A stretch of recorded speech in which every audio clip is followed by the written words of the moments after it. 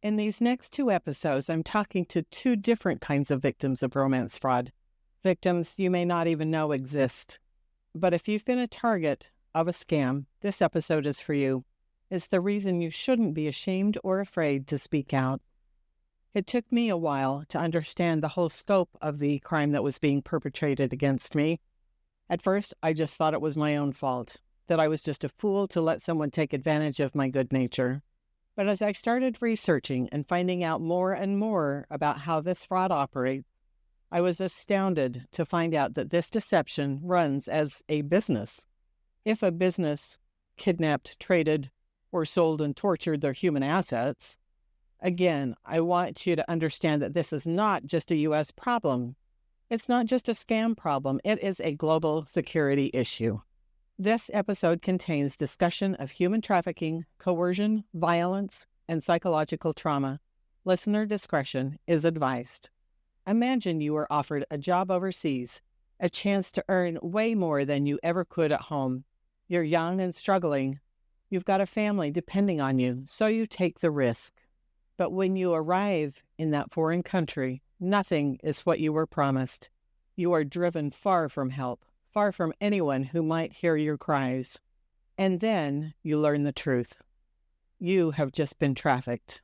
Your freedom is gone. Your captors demand obedience, enforced by threats of beatings, starvation, torture, even death. You cannot leave. You can't call home.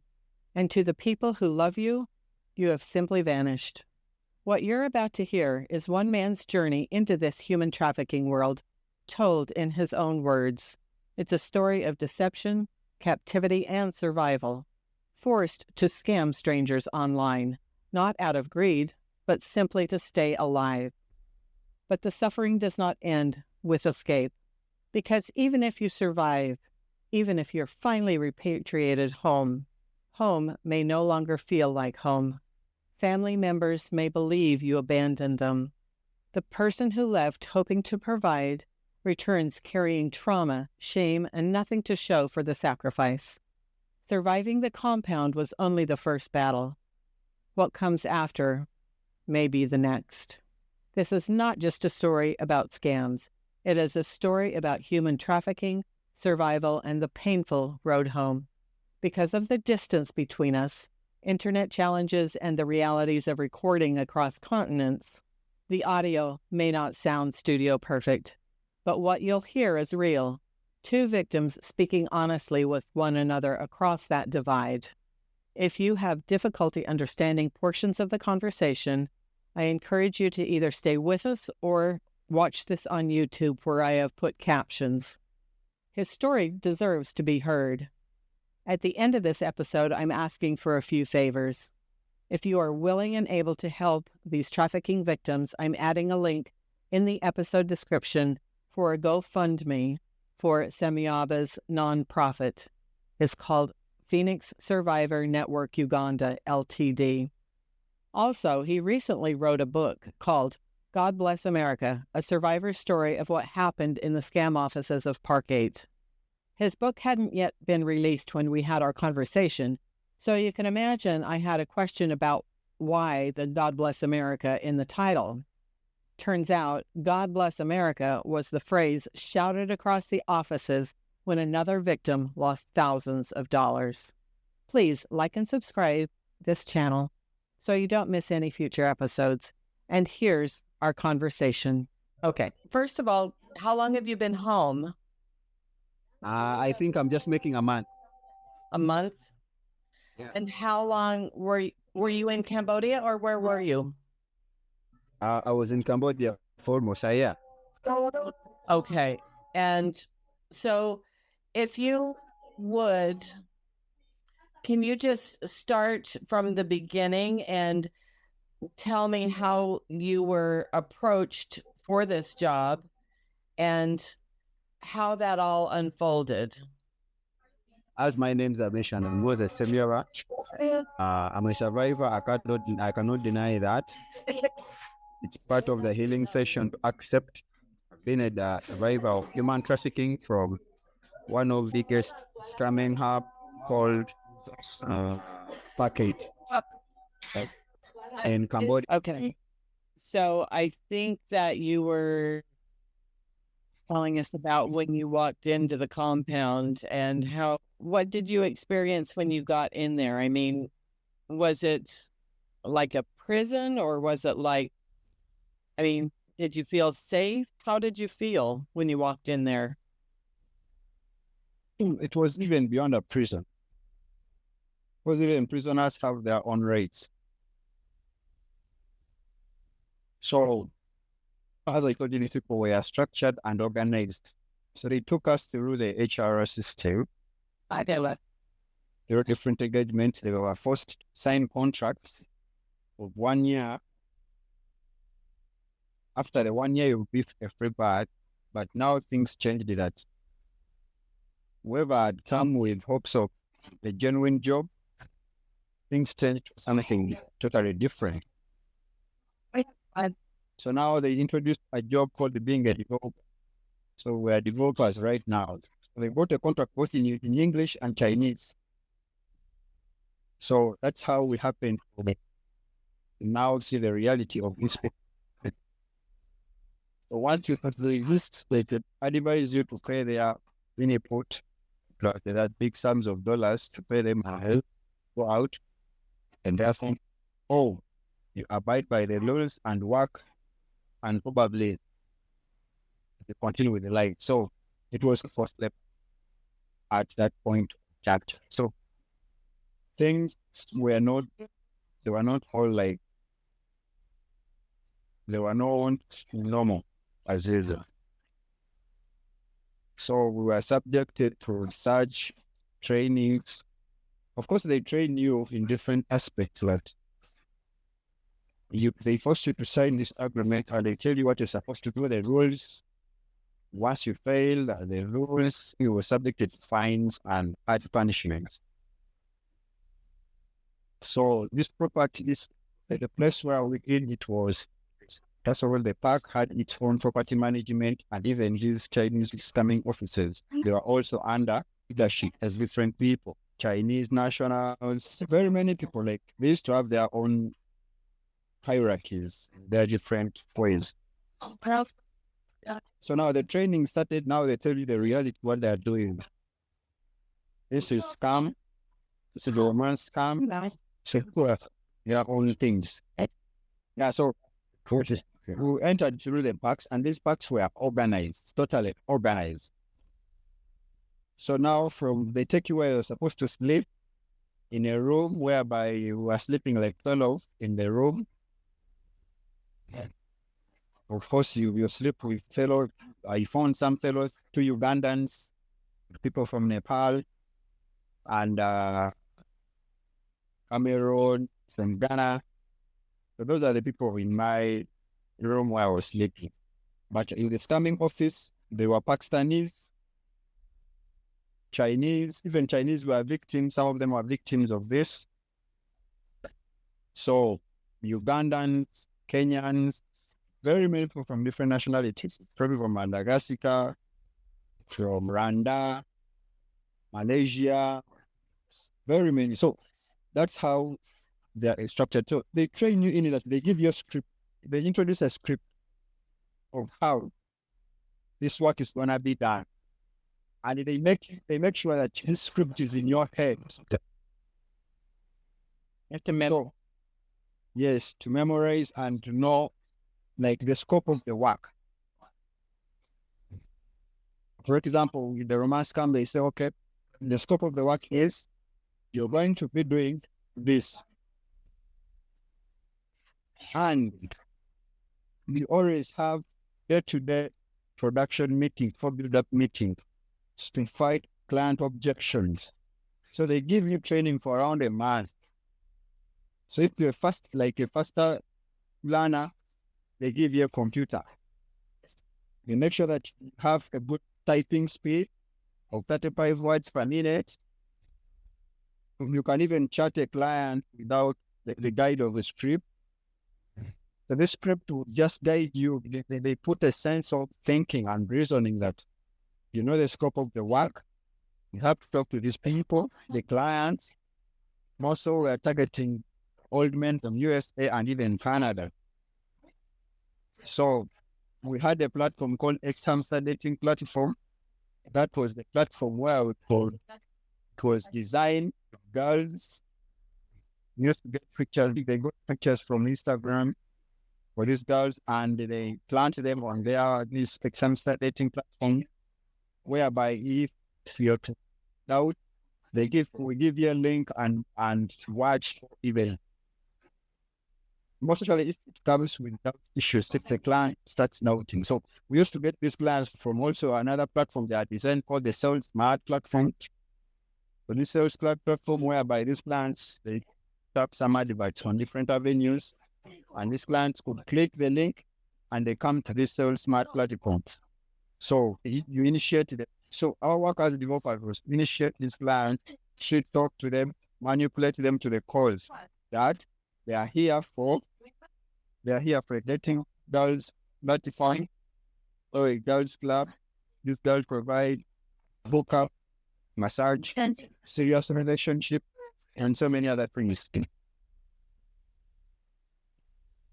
It's you're scamming men pretending to be a woman. Yes, very well. So we're pretending to be women. I was named by Mary. So are women recruited to scam other women, pretend to be men? Yeah, somewhere. Yeah, it is vice versa. Even a man can scam a woman. I can pretend to be a man in a picture of a woman, but I'm scamming you. Did you have video calls? Were you able to see them, the people that you were scamming? Some of them they used to call video calls, but we couldn't. For us, we could not expose our faces. We had callers in our team. Okay. We had callers who had accents of America. So somebody else did the video calls. Yeah, video calls. Sometimes we had a model. We used to do that. A model we used to portray. Sometimes, actually, in dating, it was a model, a real person. Are the models victims as well? Yeah, they're also victims of this. Okay. So they had to do it. They didn't have a choice. Yeah, most especially they were ladies, nice ladies of different nationalities. So they used to design studios. They used to talk from to make these calls from. More so when the clients insist that I want a video call, a video chat with you. So that's most especially that's when it would come in. And then once the video call was over, then you would take over the chats. Yeah, most especially if he says I want to have a video call with you, then of course forward him to the model and they do that video call. And after winning his trust, then the rest you can either forward the client another step. So because we are divided from developers, receptionists, and mentors. So after initiating this client, she has accepted, you have manipulated him, he has accepted, he or she has accepted, then you forward him to the receptionist. The receptionist builds more trust in him or her and even tells him the methods of payments and to pay for membership of $50. Once he pays the membership, which is called membership or reservation fee, you get contacts. So they promise you that after paying the membership, you get the girl's contact, her address. Yeah. And initially, before, we used to ask for a zip code. You ask for that zip code, age, and their job they're doing current. How did you feel when you had to scam the people? I mean, did you try and take the emotion out of it and just do the job, or did it make you feel bad? No, it's like for my example, I tried to resist and I was tortured. Yes. I was taken to the dark room, beaten. At Fort of the Dark Rooms, can you tell us that? Dark rooms. Yeah, of course, as you hear, it's a dark room with some water at the floor, lights, red letters, S. So they take you there, they beat you up. That is the first level. They beat you up, they tie your foot, They give you 2 to 3 days. If you refuse, they come and electric shock you. So I said, I cannot reach at this step of electric shocking you. Let me accept and do what they want. So at that point, I had to do what? I had to accept. Because now it was between saving life. I had to first save my life. Then I had, because no one loved to do these things. No one. But I think that very many were subjected to this. Very many were subjected to this matter. Some even reached the extent of even being electrified. And when it went beyond, some people ran even insane. Even one of the survivors I'm dating, one ran insane. Those are some of the things you are looking out. You cannot take them, you don't have funds to take them to psychiatry, treatments, and so on. So it's kind of a painful thing that once you refuse, you are subjected to torture. Even these officers were full of pressure and target. And once you could fail the performance, that could be the case if you happen to refuse in this forward, because you could do nothing to them. Did most everyone get beaten at some point in time? Yeah, once you refuse to do this, the people even resist to the point that they were tortured to death. Some were even like, those who were lucky enough, they were thrown out of the park, because that park was near a camp, was like a forest, kind of a forest, a wild forest. They could drop you outside the park. They could send you somewhere, those coming compounds. You understand? So they could even sell you like tomatoes, the way they sell tomatoes. So it was a business of someone owns you. He can even sell you to another company if he feels you're not. So that's how we're subjected to this. So once they give you options, if you don't pay our money that we used to bring you here, you're subjected to torture. You can even be killed. You can even be sold to other scamming compounds, which are even more dangerous than these ones. So it was totally tough. Do you know how many people get killed in these camps? Yeah, I think there were around 6 to 10 people mixed up. I saw some 4 Ugandans. Others committed suicide. They fall from buildings Get away. Yeah. Okay. From Chinese nationality, some used to commit suicide because sometimes the pressure was too much. In my office where I was working from, these guys, we had an IT guy. IT guy used to help us in the IT system. That guy was subjected to a lot of pressure and died. He had problems with the heart by then before. I had, but that guy died in front of me, collapsed and died. So once I saw this, and I was even forced not even to talk to anyone about what had happened in the office, because most of them had left, and I was there with the translator and myself and even the boss, plus even that IT guy. He was a Chinese national. And what was surprising me that once someone dies from this compound, police enters into the compounds, and they do all the postmortem things, and they take the body outside. So it was kind of stressing that even some authorities, senior police officers, were coming in huge numbers to see what was happening, and they couldn't ask themselves, why are these people? So there was a lot of bribes and corruption taking place within that camp, within the people who are killed, their families are not notified, right? They later take the bodies to their own countries. They do? Yes, the government has to repatriate the bodies to their home countries. So that's the only way you get home. They said maybe they died through, maybe they find ways of forging those reports and so on. Oh my gosh, that's horrible. Yeah, it's horrible. So basically, so these guys were so smart that thing happened. So everything was structured. When I go back on this mode of operation, the way we do is they were trying to do these things that payment, this company which recruited us, it was a group of companies, yet it was a scamming company, organized, fully structured with the structures. It was called UU Corporate. So UU Corporate was dealing in cryptocurrency. That's what they were telling us in quotes. But behind them, they were doing a lot of cyber crimes through those money laundering and scamming of people. So this company had branches in Dubai and Thailand, and now they were building up in Cambodia before the crackdowns of the authorities.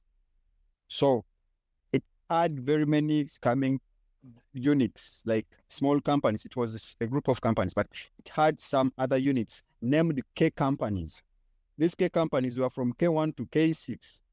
So, and each K company, K1, had K1 TG1, K1 TG2, K1 TG3. So you find that it had very many units. And each unit, me, I was in K5, TG6, but we were like 100 of them, 100 people. So this compound was too big that these buildings were named from A up to Z. And each letter had A1, A2, up to A12. And each building had 3 floors up. Those were offices and places where they sleep. So it was, could even accommodate 1 million of people in the compound. So this park was big that you couldn't even sometimes walk a day because you couldn't even get time to walk around because it had everything. It had bars. You know, those criminals are always used to those things of bars, alcohol.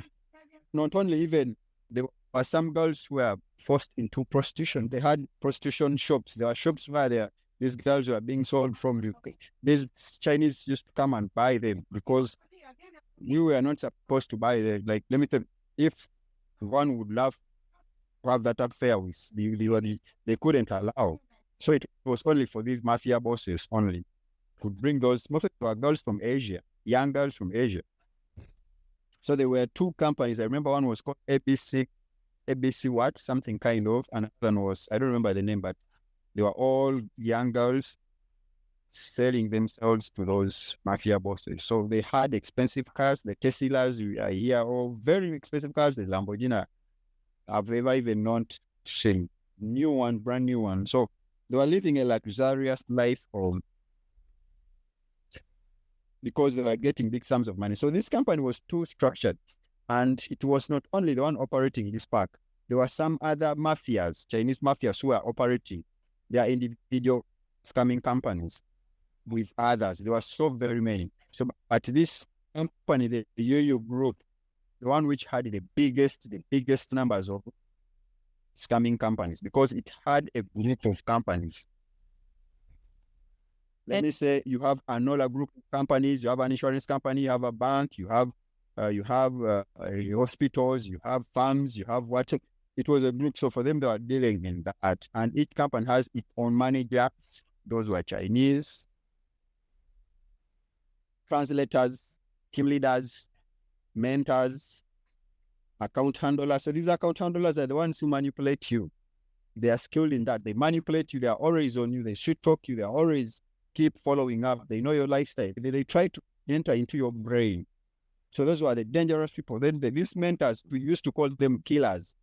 Once you are ready to pay, that's when they take your money. So people don't know these things, but they need to get to know about these things on different platforms. Just that since as I told you earlier before, we are starting up an initiative, though we have limited resources, but we are working on a report. All these things are in our reports called Voices in the Compound. So basically, that's what. And during these transactions online, and this compound had a bank, Huon Pay. It was one of the banks who had even been banned from operating by the Cambodian bank.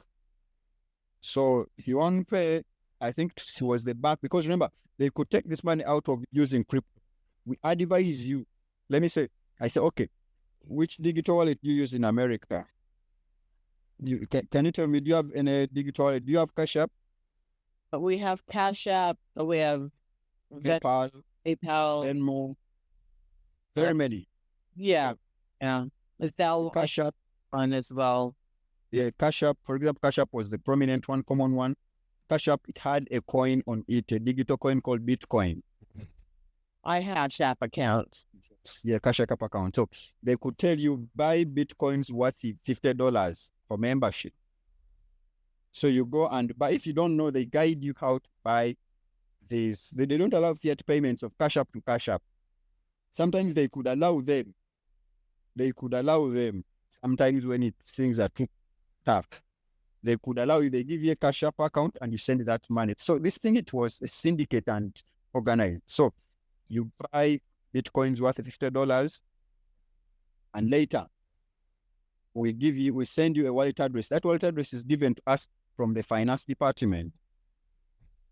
So you send that Bitcoins you've bought worth $50 or 1 million or what, and you send it to our wallet address. Then we confirm from the finance, or you send us a screenshot shows that the process of payment, and we congratulate you for paying, for becoming a member,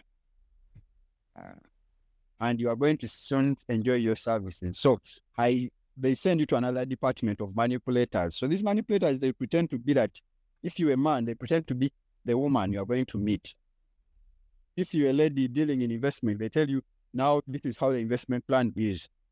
This is how it's gonna be. If you are these ladies who like men, they will say, this is the man you're going to meet. You understand? So that's how the manipulation comes from. They keep on changing the scripts. I told you these people are guided by scripts. Yeah. Do you have scripts? Did you bring any of the scripts home with you? Currently, I have some scripts, but those these ones are not. They have changed. Those scripts I couldn't access them originally back, but right now maybe I'll try to ask some of my friends. I'll show you. So I think someone has it. One of the survivors has them. Okay. I'll ask that young girl. So now they have changed the trip. They're in content creation. So that's how things are being done.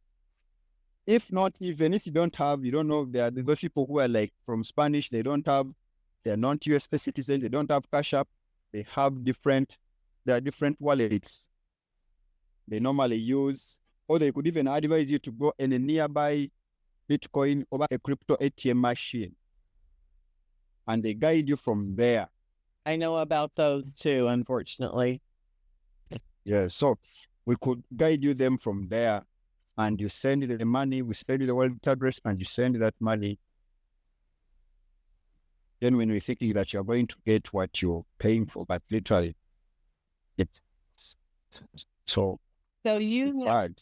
Any of that money is just, it goes to its department or a bank which is housed within your compound? And remember, this money, it is in crypto format. Yeah. It goes to their wallet addresses. Once it reaches their wallet addresses, there are very many ways of changing this money into real dollars. Oh, they move this money. This one, it is the bank they use to change this money to move their funds from. It was a structured way how they used to find dots. Because, for example, if I put my money on Binance, I can get it in Ugandan shillings. Yes, if someone sends me USDT, I can change them into Ugandan shillings, and I get my real cash from there. We call it pay to pay. So there is a way how these wallets are being structured that you can get this money in any currency you would love, because this thing is global. People are online trading, buying and selling these digital coins. Yeah. And these digital coins, most of them are being structured by these mafias.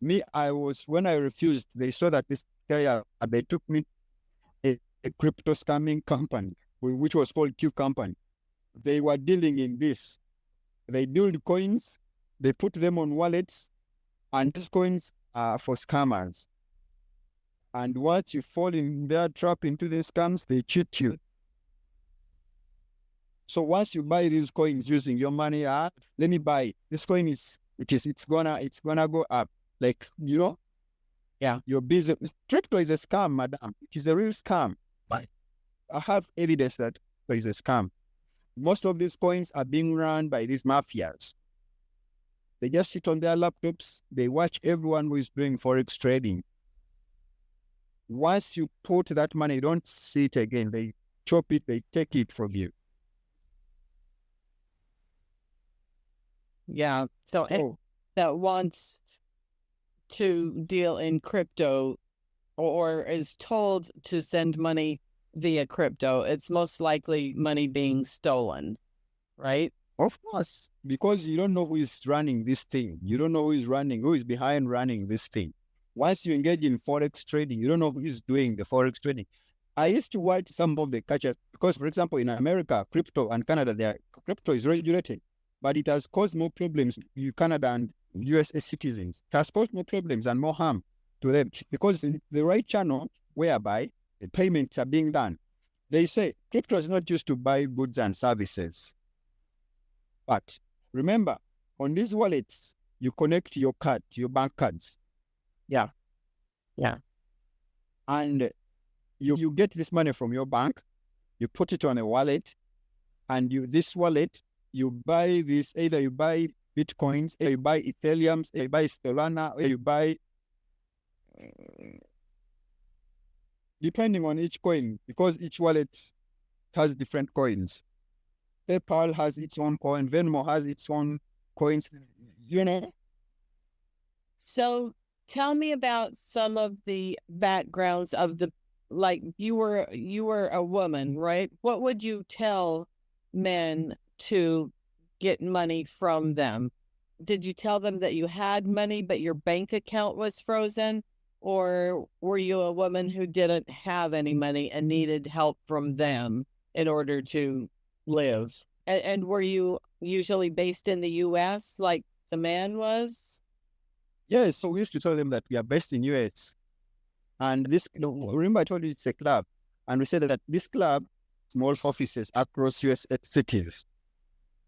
So we could ask a zip code for you, allocate the ladies. If you're a gentleman, you allocate the ladies near in your location. Let me say, if you give a zip code, it shows Austin. So we try to get like 10 to 15 photos of ladies within that area.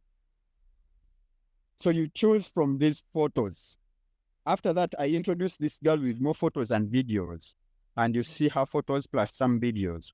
You get enticed. You gain that trust. Oh, this person is wow. So at the end of the day, after paying the membership, we are going to give you her Telegram. We are going to give you her contact. That contact is a Telegram account with her picture, profile picture. So you start chatting. Hello, Mary. Hi. I'm so and so. I've been allocated to you that you're going to meet.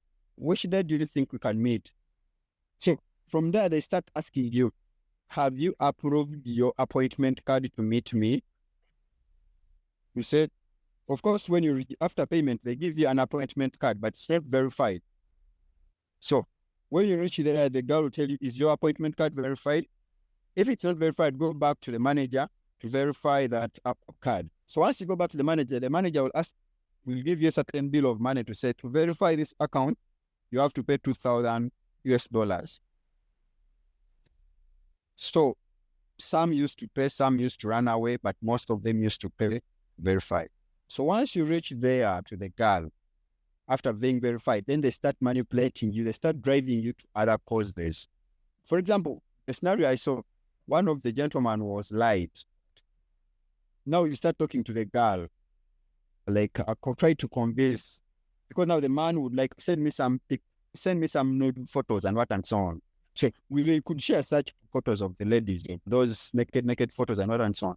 So to gain more trust. But then in the nearby future, the lady says, you know what? These people own me. They demand me huge sums of dollars. I want to pay them and leave this mess. I need to start up my life. So the lady starts playing a sympathy card, thinking that this girl is under forced labor. So some of these use a mentality. They say, oh, how much money? how much money like are you doing like this? Because romance scam, that's how they could pass you. Because you're interested in this girl, that's how they trick you that this girl is in under a control of mafia. So to have full control of her or to bail her out, you have to pay this sum of money. So you start from slowly from 100,000, you go to 200,000 until when you feel like, so they try to figure out. I saw some men selling their houses, getting loans from banks, checks from everywhere. So thousands and thousands. So that still my was, it made almost around 10 million USD dollars. Just that small unit of 25 over around 25, 50 people. Wait, are you telling me that the man has to pay the woman's ransom? Is it ransom? Yes, that's one of the ways they use. So the men used to pay ransom for these ladies. That's how they used to trick them. And the men would do it, and then the woman would come to the man in the US or whatever? Oh, no, no, no, no. So they continue driving you from one step to another. Oh. So if you pay this first one, they say, no, these people have refused. They have refused to let me go. They're going to even kill me. You play that sympathy card. So they always manipulate you. Can you please talk to the boss so that does not kill me? So the man goes back to the manager. Please don't kill this guy. Don't kill this guy. He deserves a second chance. Okay, let me try to find ways how we can help.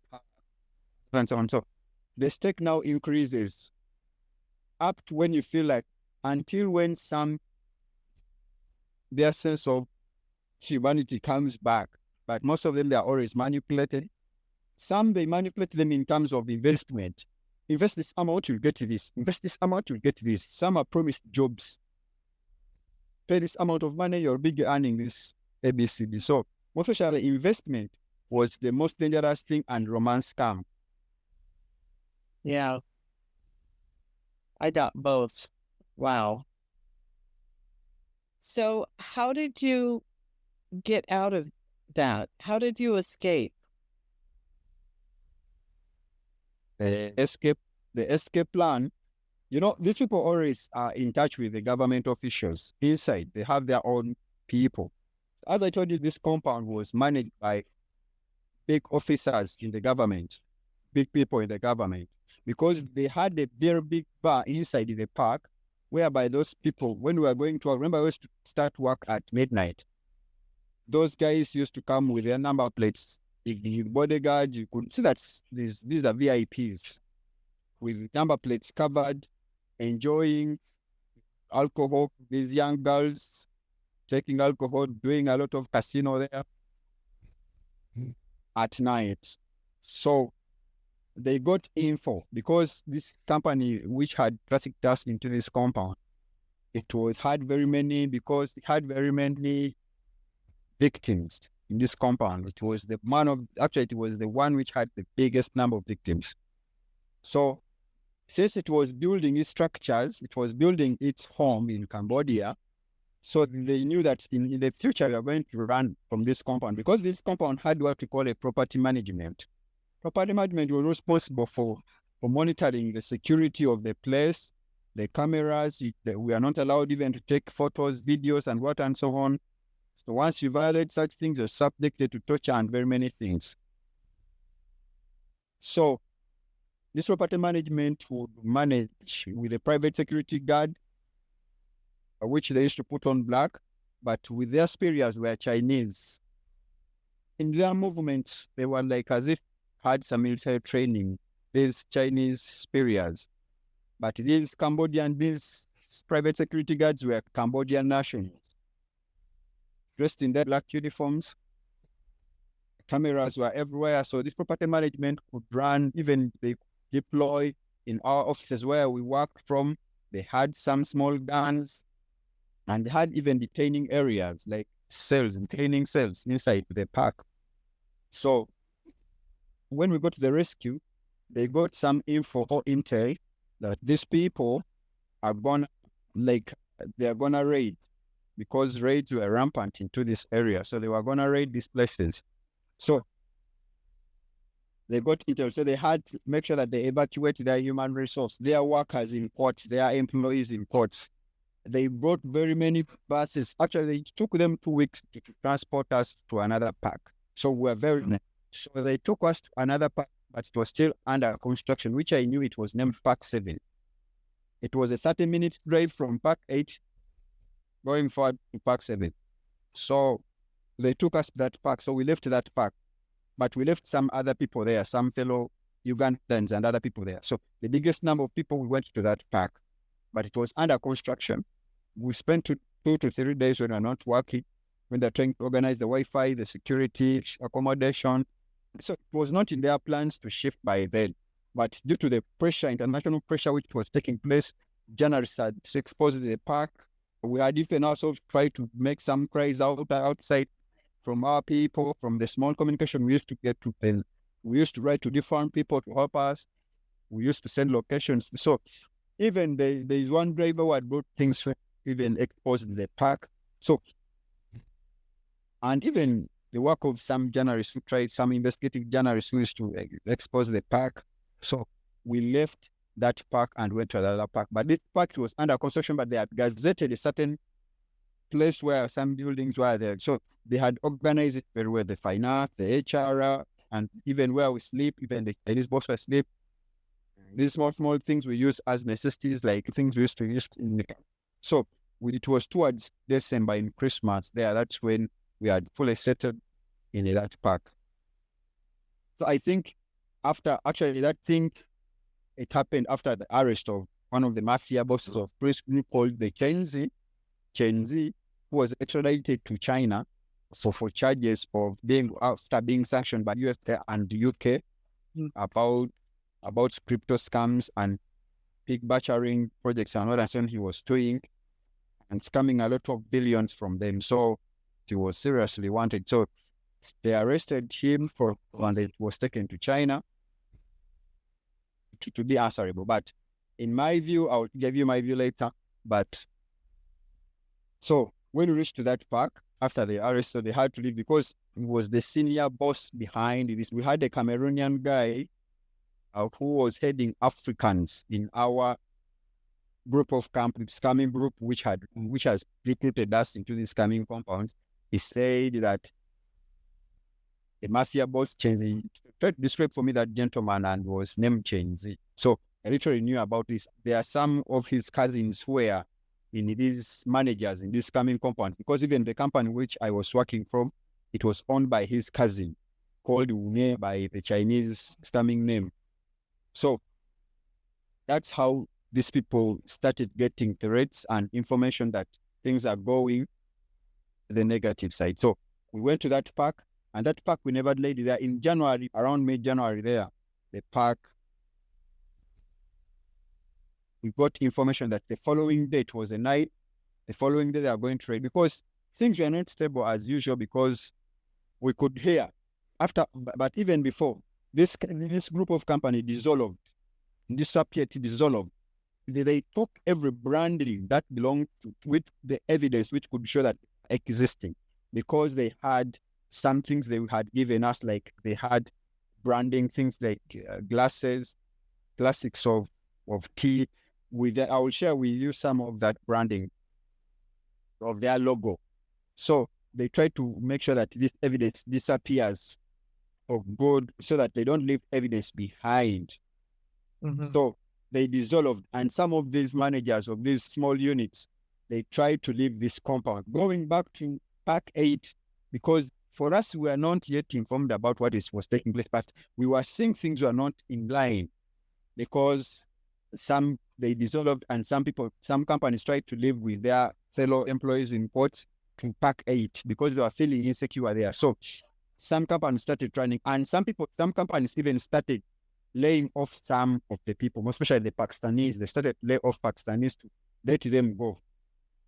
They chased them out. Yes, they chased them out. Please go. No longer in need of you. So it was just one night where it was around 8 p.m. and 9 p.m. there. Power went off and even Wi-Fi went off. So when it went off, basically things went otherwise. But that's how things went. So it was one day when power went on and the Wi-Fi went off, the internet went off, because those were their major key issues. So when it went off, we realized that all the bosses had disappeared from the compound. We were left with translators to give us our passports, and some ran with our people's passports, and some people went out the compound. So we were briefed that tomorrow, police is coming to close this park. So make sure by tomorrow morning, everyone has disappeared of the park. So we have very many people were stranded. They didn't know where to go and where to start from. So those who tried to get their passports got them. Personally, I got mine. And I tried to do what? I tried to leave the following morning. I was planning to leave the compound, but now I had no money because remember it was a 6 to 9 hours drive from here to the capital. So we tried to find out ways of leaving the place to go to the capital, which is called Phnom Penh. So before, the police was already there seeing us, but for them, their work was to clear people away from the compounds, and they closed them and they leave people to go, because police could not do anything because we are very many. It would require them resources, and we could fill their cells without no food. They couldn't feed us. They could not accommodate us. So it was a problem to them. It was also a huge problem to them. So Cambodians faced a humanitarian crisis by then. So we had to go to streets because we had no money for hotels, and even hotels were restricted, that if you accommodate a foreigner, you will face charges, you will face problems, you will face fines, you will be taken even to prison. So this country, it operates like a mafia gang.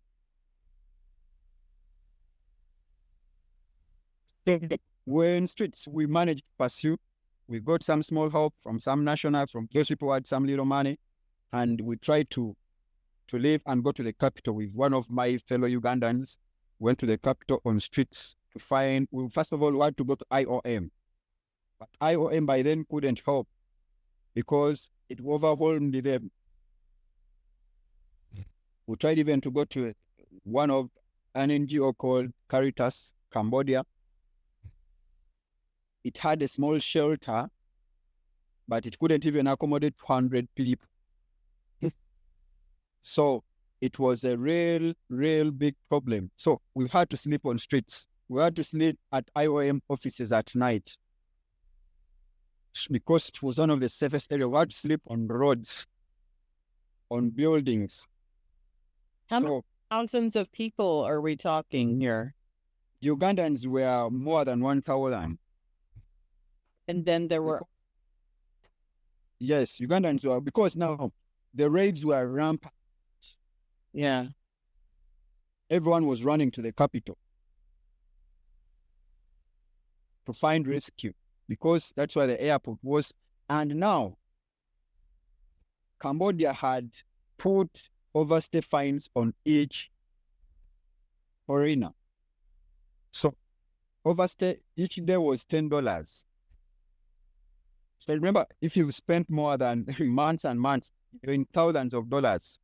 So to get out, had to pay that overstay fines and leave the country. So we try to engage our embassies. We don't have an embassy in Cambodia as Ugandans. Our embassy is in Malaysia. So we try to engage. Our country's policies are also a problem. That's why they don't even like us survivors, because we expose their systems as weak. Yeah. So from there,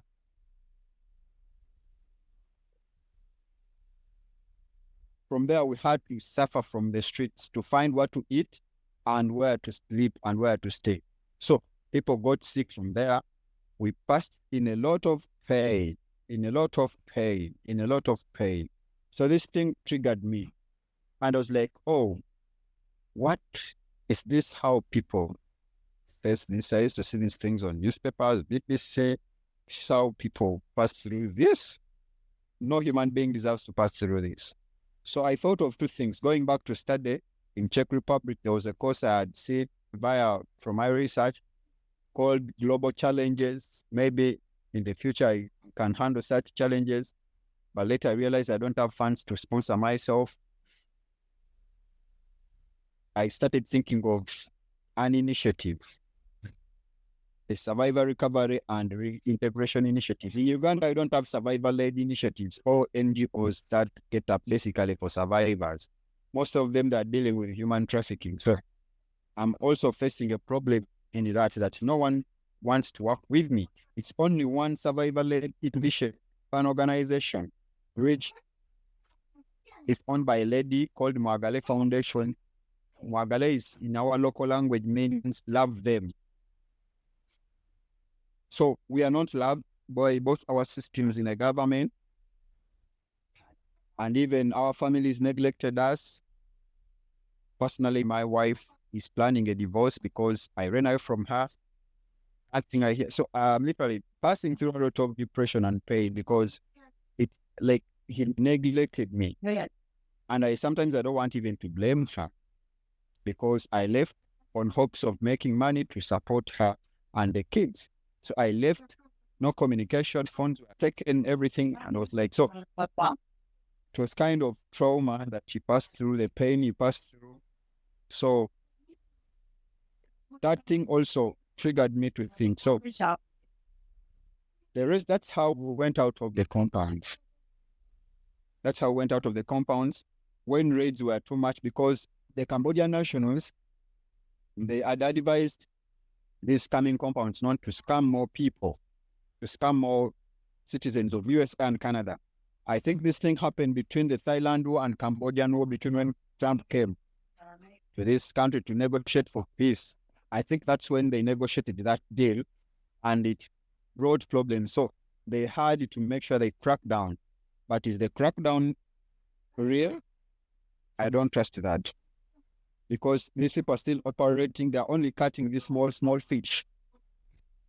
So they just keep moving the compounds, don't they, and the people to different locations? yes, they keep on rotating. They keep on rotating. They're even working, not even rotating. They're when you go to a town called Snockville in Cambodia, they're still operating. Packet had even sabu packs inside it that the police could come and could not realize that, but people are still there. I know because I have friends who are still stuck in there. Who are still stuck in there.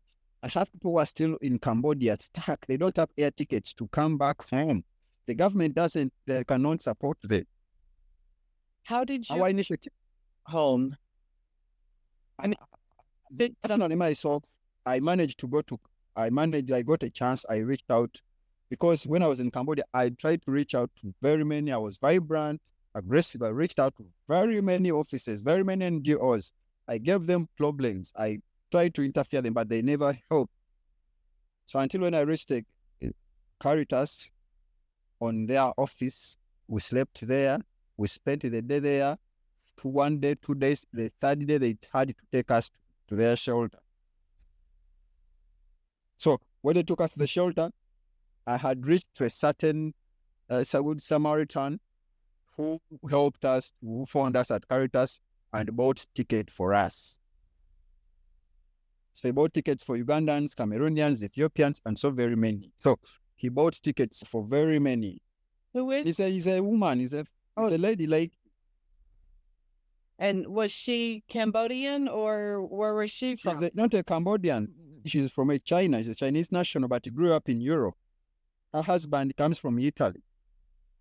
Wow. So she bought for us tickets, and I came back. I think I boarded my plane.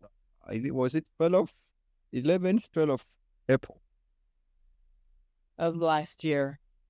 Oh no, this year. I came back this year in April. That's right. Yeah, I'm just fresh. I have not spent a month here. So, have you seen your wife? She doesn't want to see me. Does she understand what happened? She doesn't want to hear. She only knows that you left her alone with the children and didn't come back. Yeah. And the only thing that can fix it is, remember, school kids go to school, they eat medical what and so on. So she was in a state of desperation and confused of what to do. So I don't blame her. I said, let me just give her some time. I told her, please don't just force into a divorce, but please give it time. I said, no, I don't want to see you. Even the kids, I'm not allowed to see them at the moment. How many children do you have? I have 3 kids. 3. And they're all in school? Yeah, even the last one was started this year. They're all in school. So are you staying with friends? Currently, right now, I'm staying alone. I'm staying alone somewhere in Kampala here. I try to talk to someone, hopefully with some small little money, to rent a certain place and put some few things like beds, some few things. And that's where I'm staying. But it's painful to breathe, honestly. That's what I can tell you. I wish I could help you, but somebody took all my money. Yeah, that's something now which is trying to, it's not even on me, because now if I'm a leader of survivors, I have 250 survivors on my back behind me. They have more problems than me. That's why we started this initiative. We are working on a report called Voices in the Compound. Yeah. This report, it's full of pain. We need to find somebody that can help. I mean, if nothing else, just to stop the whole thing. In our initiative, I'm only working with survivors right now. Some of them went back to their parents' home, but they are also being treated differently, because here in Uganda or in Africa, if you finish university or you reach 18 years, you have to leave your parents' home. So whenever you go back to your parents' home, they see you as a loser in life. So most of them, they are their parents' home. Those who are in their brothers and sisters' homes, they are under pressure that they are treating them, they're mistreating them because they have nothing, they bring on tape. They can't talk, they cannot express themselves, they cannot explain what they passed through. They lack trauma sessions, they lack psychological support, they lack support. No one is ready to listen to them. I try to engage very many organizations here. They're not helping out. They're not helping any of us.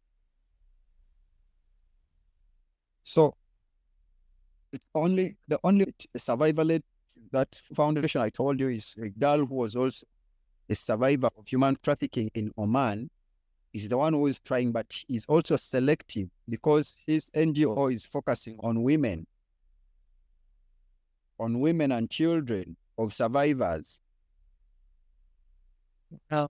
So he's also overwhelmed. So he just only gave us some small office space where we are arranging our report from and helping some ladies with some trauma sessions. But we are currently looking for resources, but even the resources are hard to get. They're very hard to get. So I receive calls day and night about my fellow survivors because they really put the trust in me, because I'm the one who tried even for them ticket, because I'm the one who initiated this lady through LinkedIn accounts. Tried to talk to very many people, write to them, please, we need help. So in those people I reached out, that lady also came in and she helped very many, not even Ugandans, Kenyans, Sierra Leoneans, Ethiopians, so very many of them. So he bought tickets and he's still helping. So even more are still stuck there. They're even stranded there. So we have in our initiative, we are working on this report to use it in awareness and advocacy. We are going to climb platforms. I believe in this, that we work tirelessly with these survivors. Once things get better, we register of course, the initiative, we're just lacking funds to fully register it to the government, regulators, and open up social media accounts, YouTube, so that those survivors who are ready to utter out their stories for people to learn from them, we shall do that. We shall do podcasts in the future, but awareness even from different regions of our country, East Africa, all over the globe. So personally, right now, I'm doing this with some 4 ladies behind me. Others, the survivors, are in their parents' homes. That's why we can help them. That's how we can, because we don't have funds to shelter them, to get them the hope. So we are just looking out for resources, which are also hard to get at the moment. So Yeah. the journey isn't easy, but people are there and they are targeting these people to traffic them again, because they know these people, they are once trained, they have the experience. They can deceive them with some small money. These people are even working on platforms, even they call it work from home. Someone can work from his room, his bedroom. So they give them the resources. We want to end this. We want to make sure that this thing comes to an end. No human being deserves to be a victim of this. No one should be perceived to take out of like victims of these coming things. You work your money genuinely, and these organized crimers take it, and you stay in pain, you stay in denial, you start blaming yourself. At the end of the day, people commit suicide. They pass in a lot. Yeah. So Yeah, the Cambodian scammers need to make reparations to the people who, like me, who've been scammed, or like you, who've, been human trafficked. It's unbearable. What are they going to do when they don't have anybody else to work for them, nor money that they can bring in? these people, just know that we, people being taught, don't gain from this money. Yeah. No African gains from this. It is only those guys, the government officials, who gain from this. They are paid. Because when you read reports, they say the scamming industry has been contributing 50% of the GDP of Cambodia. Yeah. Yeah. So you find that a poor country, you find that it's a poor country with very many fancy, nice people. But you ask yourself, how do these people live in this country? So a country like in the future, by the way, in the future, we are going to sue Cambodian immigration at large. Yeah. Once things get better, we have evidences, we are going to sue them in the international court, or we shall even sue them at the East African International Court. Well, it's read a report that they already have information that, like, even from the prime minister on down, are involved in the scam operation. Yes, that was the very guy who was owning that pack 8. He had connections to that pack, because that pack, it was a huge pack. And anything which could happen, it could call in urgent police issues and military officers. So we got intent from there. The prime minister even comes here. He's called Human something kind of the name. So these people know these things inside their hearts. Let me tell you the scenario. When we were living in Cambodia, on the day we were being sent off to live, those guys, do you know that in our passport, they gave us a ban? They banned us, yet their officers ate a bribe of $2,000 for each person entering through their country. They put bans in our passports as if we were criminals. And on that very day, we saw one of the Chinese guy, he had in code names Jimmy, who was the mastermind of torturing people in Park 8, being escorted to the VIP lounge to leave, to get a plane at that new airport called Teko Airport. So that's how these people are operating. We felt like even crying. Actually, all of us, we were 10 people, we broke down. Because in the 10 people we had, one had ran insane. That very guy is the one who had even electric shocked that guy, that gentleman called Ivan. That guy ran mad. Well, he has lost his like the productive age. And where is he now? Do you know? At his parents' home. Okay. 4 hours drive. So parents don't. I talked to the parents because we had even to take him back to the parents because he couldn't take himself. He didn't know his home. Don't take him to the parents. So we are just in touch with them. How is the guy? Is okay, but we don't have money to take him for medication. It's expensive to get psychiatry services here in Uganda. To hire a psychiatry nurse to handle his treatment.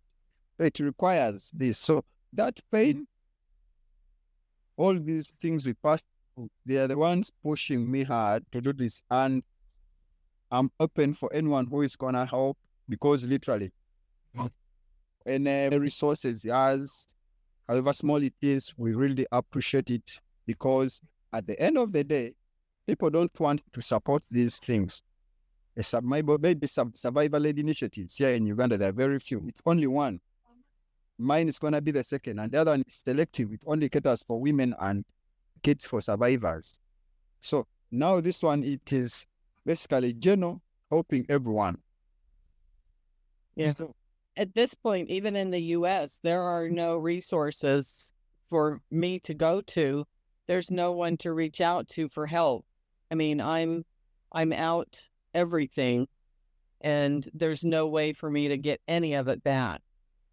It's gone. Even this person who is partnered with him for mentorship and leadership trainings about running these NGOs, he also gets private funding from the Catholic Church and from individuals. So, because you cannot find those funding groups and what and so on, they really don't, they have a lot of process which we cannot afford at the moment. So that's why we reach out people, different people can help out because once we register it, we get licensed and what and so on, maybe things can come out. We can get support also from the church because this lady promised us. Just that one is kind of what we are trying to work on and we see what, but we are not going to stop. I'm not going to stop. Even if this other people run out from it, I'm not going to stop to this cause. I'm determined. I'm bold enough. Even if these traffickers intimidate me because as they're saying that once you fight a certain crime, that crime tries to fight you back. They may also fight me back. I'm not, the worst has come to me. Nothing now I'm feared to handle at the moment. Even me personally, I break down, cry. But regardless, I'm a leader of these survivors. So I have to pull things go. So that's why we are trying to document survivors to as a point of reference to these people. In our awareness programs in the nearby future, after the report, after registering this thing, then we launch our report of the voices from the compounds based on 250 survivors from Pack 8, how they were trafficked, how these mafias operate, our suggestions, government, what they should do, how crypto is a scam, how one should find red flags. Like red flags, one should know that this is a red flag. There are very many kinds of scamming operations. Yeah. And to make matters worse, they have their guys who are leaning to them, who abide by them, who are working with them. Here, most especially Nigerians, I'm not sorry to say. So they work with them, but they are very few. Indeed, they are very few. There are those who work in their HR systems as agents because the guy who trafficked me is a Ugandan, is intimidating me to keep quiet, thinking that I'm going to keep quiet. I will not until my last breath. because these survivors are the ones which are going to be studying justice to be retracted, and they are experienced in courts because they trained them. They will receive them with some small dollars, and they end up in going in Madagascar. The same thing now, which is becoming also their next location. Yeah, I've heard that. This is not your fault. The systems are designed to manipulate and exploit trust. So, this is a global issue affecting both sides, both survivors and the victims of what? Survivors inside and victims outside.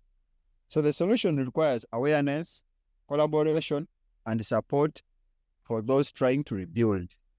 So they are always more steps ahead than us. Right. So tough times call in tough people to do this. So these are tough times.